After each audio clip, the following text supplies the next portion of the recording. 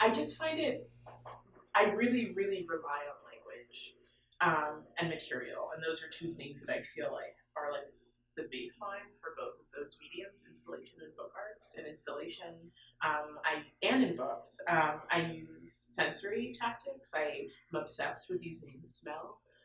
In one of my most recent installations, I used this Stockholm tar, um, which I love that smell so much. And I think what I love about that smell and using smell in general, which I find harder to do in other mediums, is it can be used as a trigger for memory, I think.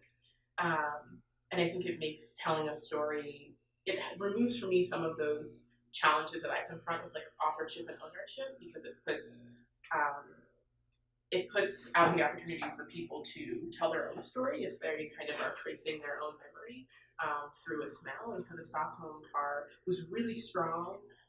The last time I showed it was in a huge convention center, and I was all the way in the back of the convention center. And when you walked in at the front, you could smell the tar.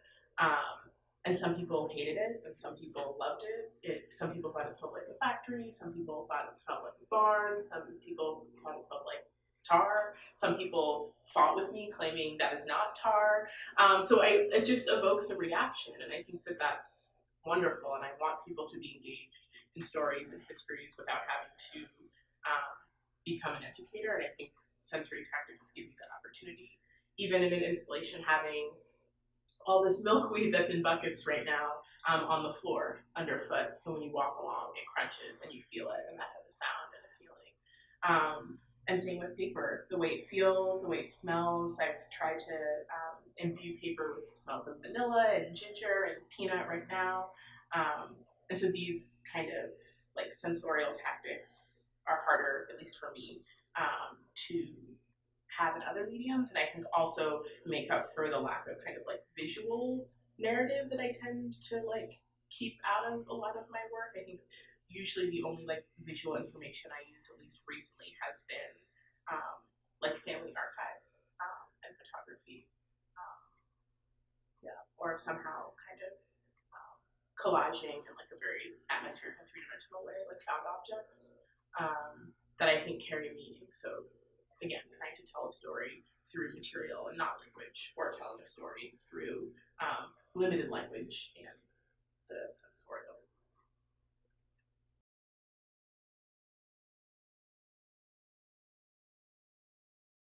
I don't know. I don't know. Such a question I feel like I'm asked often that I always feel shockingly stumped.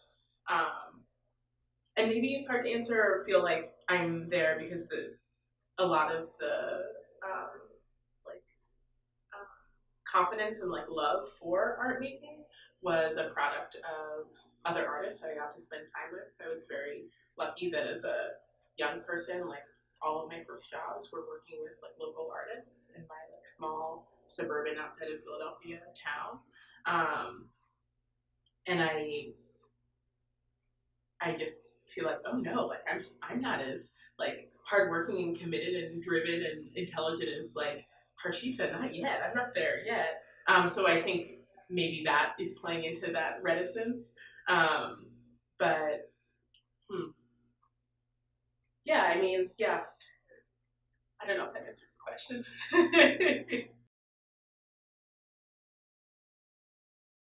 um, Someone who I look to a lot is Adrian Paper. I love Adrian Paper, especially thinking about using language.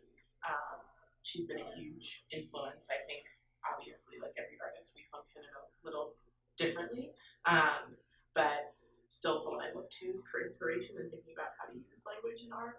Um, um, Betty Saar, Allison Saar, Mother and Daughter, probably two of my favorite artists of all time. I just, I really, really value and feel attracted to work that I just think is smart, and makes me think and makes me question myself and ideas that I have. And who knows if that's the intention or what it's trying to do, but when it does that, it's something that is really stimulating and exciting for me. Um, I also love poetry, so that is an avenue that I find myself like finding inspiration in as well. Um, But yeah, there are a lot of artists that I love, and I really enjoy teaching, and I try to always have like a little like class library of my small artist like kind of retrospective or gallery show or whatever you want to call them, books for students to access and kind of use as a starting point. So I'm definitely not doing all of the artists that influence me justice by not saying their names, but there are a lot.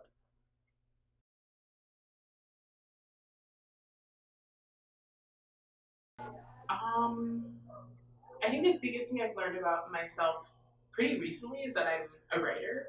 I've always, just as I've always made art, I've always written. And I'll never forget being in a, it was one of my final crits of my first year of grad school. And we were all sitting in this really small curtain room, and I was showing work that was just one really long scroll of text. And then I had another book hanging from the ceiling in the corner, like, or not in the corner, at the end of the scroll, and that was all I was showing for crit was text. And we're talking, and I said something like, "Oh, well, like I'm not a writer, so like I couldn't say like X, Y. I couldn't give you that. I can't really answer that question because I'm not a writer." And every single person in the room goes, "Hey!" And I was like, "Oh, got it. I'm I'm a writer." So I definitely think that that's something that I learned that I didn't realize.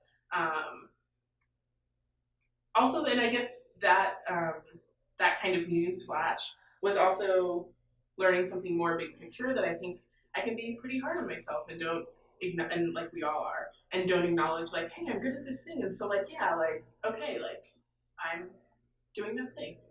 So that is something that I've learned trying to do a little better at owning the things that I enjoy doing.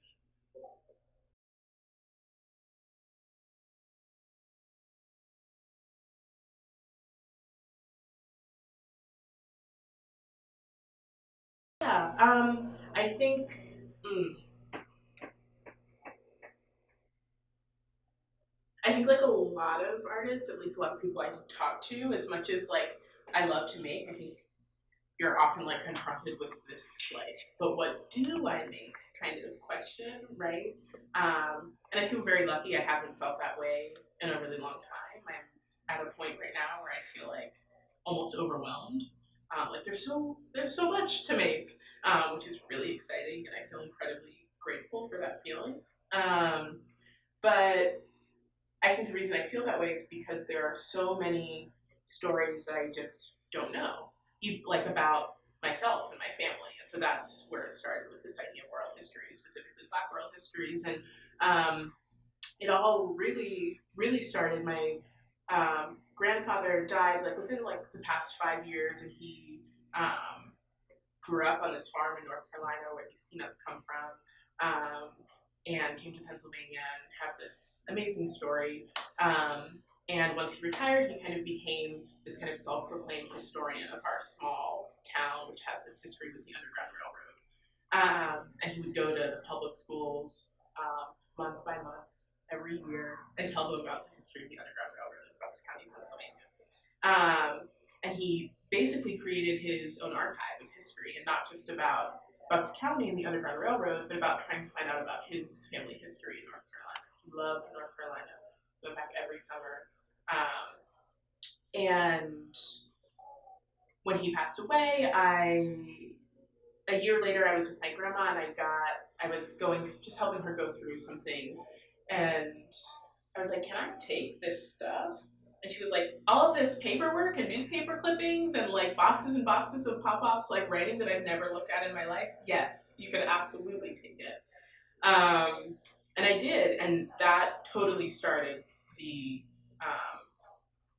kind of immersion in oral history and Black oral history, is trying to.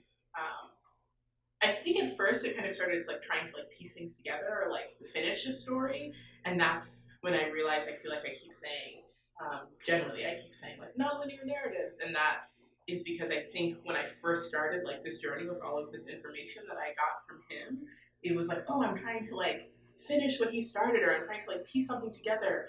And like that's so not true. Like it's okay if things don't have answers, and oral histories are notorious for having holes and jumping from here and then 20 years later. And I don't think that's a bad thing at all. And I think that's just as valuable as a history with holes or a history written by an oppressor that you learn about in school. And so I'm trying to have the way I write reflect that respect and value of a nonlinear narrative for that reason.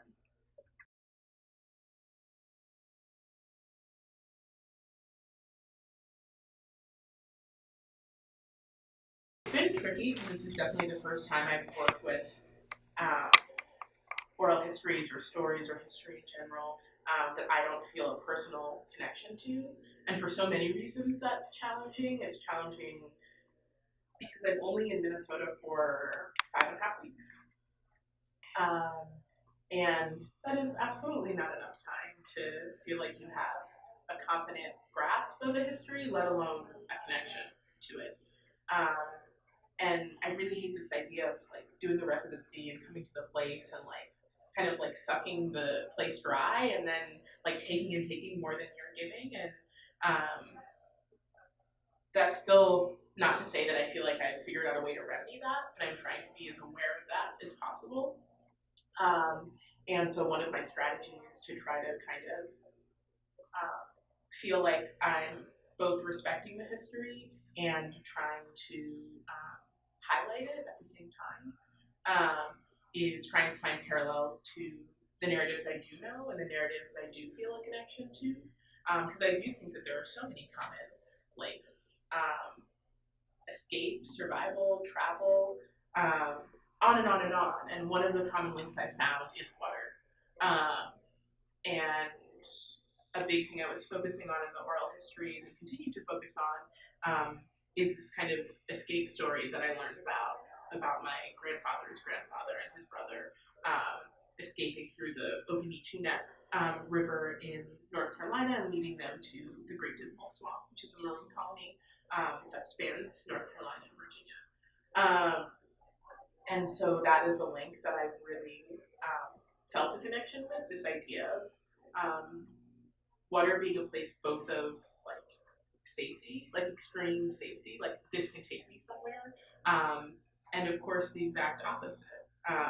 Water is terrifying. Water is dangerous. Water can sweep you up, and the next thing you know, you're underneath it and you have no control. And so that contradiction and that like tension is a parallel that I'm trying to work from here. Also using material as a way to kind of make a connection and tell a story. So the peanuts are from Brody County in North Carolina. Using milkweed, which was foraged in New England, which is where I've been living since I was 18.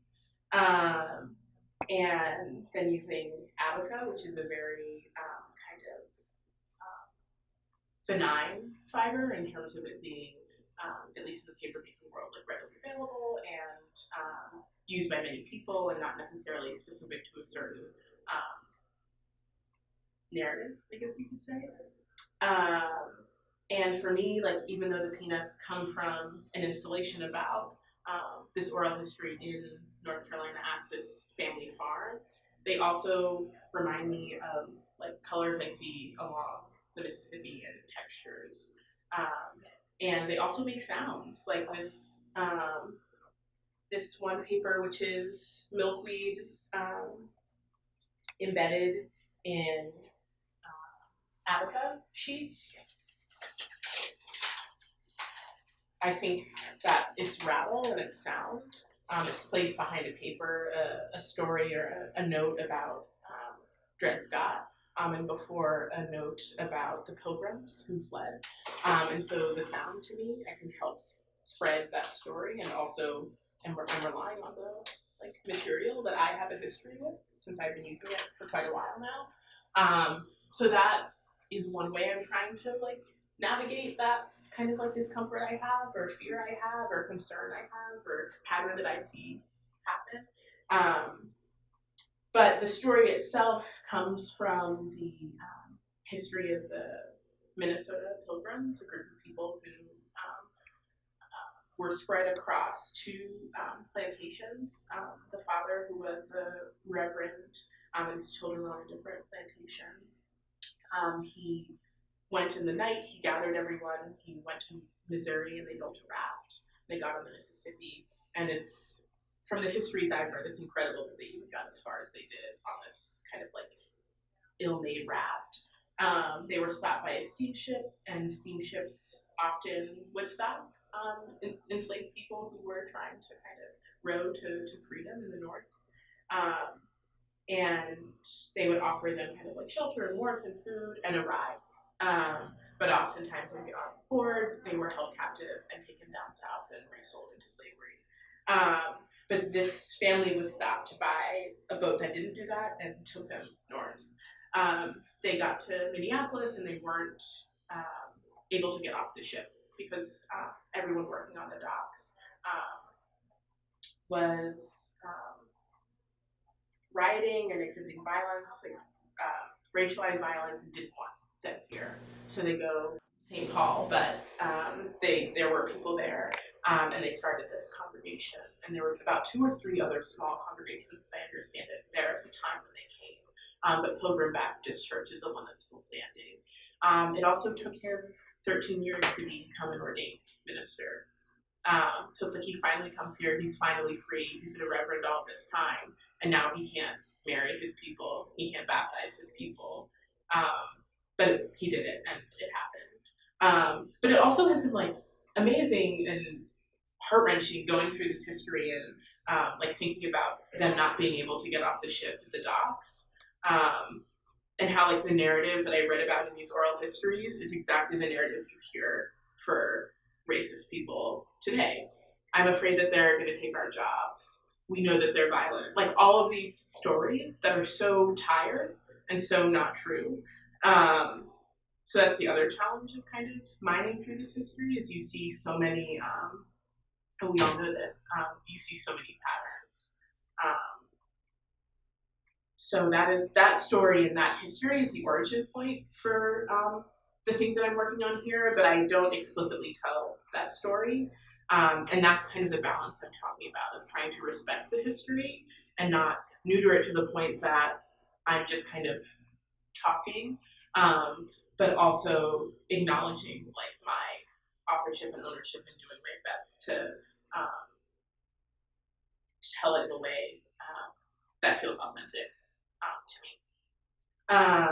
And then I have been doing my best to kind of get out into the landscape and explore the Mississippi. That's another method I've been trying to use to feel like I have a little bit of personal insights into this like river and place that I'm talking about. So when I go and I visit and I go to these different places along the river, I try to write a story or a poem or a reflection. And that is going to be a part of a series of like poetry chapbooks that aren't as fine. They won't be made on handmade paper. They'll be very basic with a pamphlet leaf stitch, printed with polymer instead of handset type. That will give more insights into both my experience like along the upper Mississippi and more reflections onto that specific origin story.